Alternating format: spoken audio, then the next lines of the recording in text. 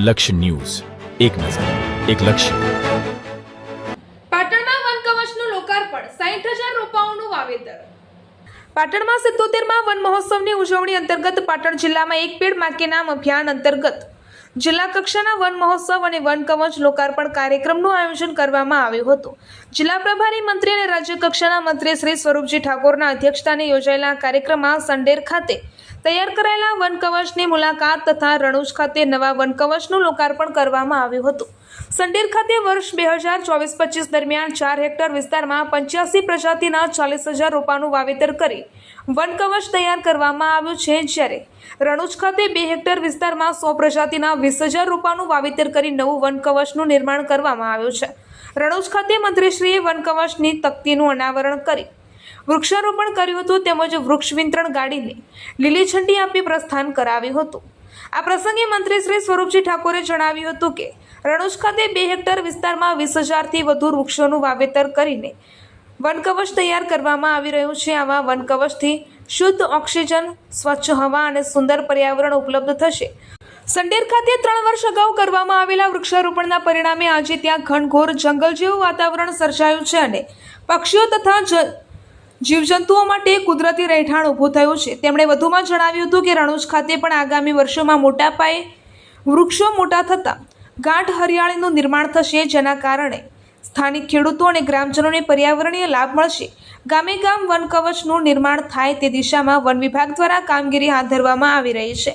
આ કાર્યક્રમમાં પાટણ જિલ્લા પંચાયત પ્રમુખ શ્રી ભાવિક પટેલ, રાધનપુર ધારાસભ્ય શ્રી લવિંગજી ઠાકોર, વરિષ્ઠ વન અધિકારી શ્રી સકીરા બેગમ, પાટણ જિલ્લા કલેક્ટર ડોક્ટર પ્રશાંત જિલોવા, જિલ્લા વિકાસ અધિકારી શ્રી CL પટેલ, નાયબ વન સંરક્ષક શ્રી NJ પરમાર સહિતના અધિકારીશ્રીઓ તેમજ સંડેર ગામના સરપંચશ્રી અને સ્થાનિક ગ્રામજનો ઉપસ્થિત રહ્યા હતા.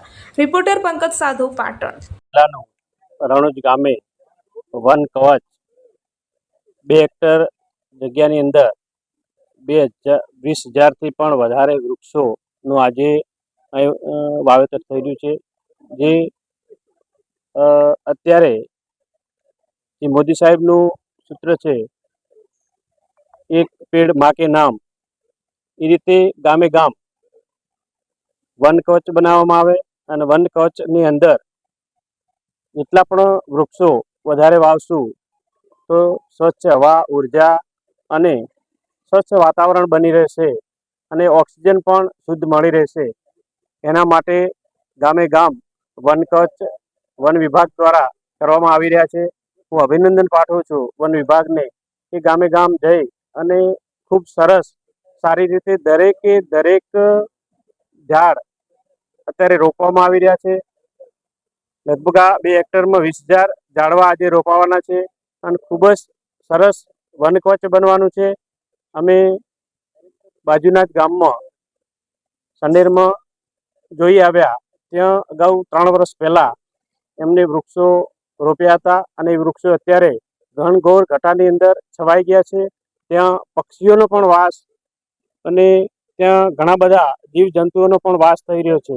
એટલે ખૂબ જ અમે ત્યાં જઈને જોયું તો ખૂબ જ એક સ્વચ્છતાવાળું વાતાવરણ પણ મળ્યું અને એક જ ખૂબ જ ગીર એકદમ જાડી પણ જોવા મળી અને ખૂબ જ ઊંચા ઝાડવા પણ થયા છે.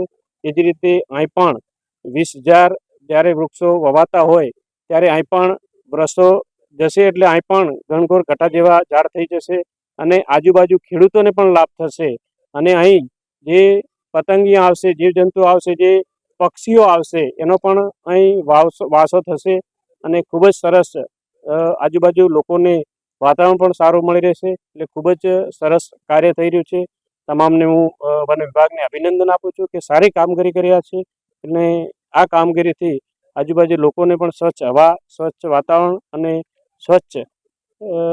સચવાઈ રહેશે. એના માટે ખૂબ જ આ સારું છે. ગામે ગામ વનકવચ થવા જોઈએ અને ગામે ગામ અમે સાથે મળી અને આ વનકવચ કરીશું અને ખૂબ જ આ વિસ્તારની અંદર સ્વચ્છ હવાને સુંદર હવામાન મળી રહે એના માટે કામ કરીશું.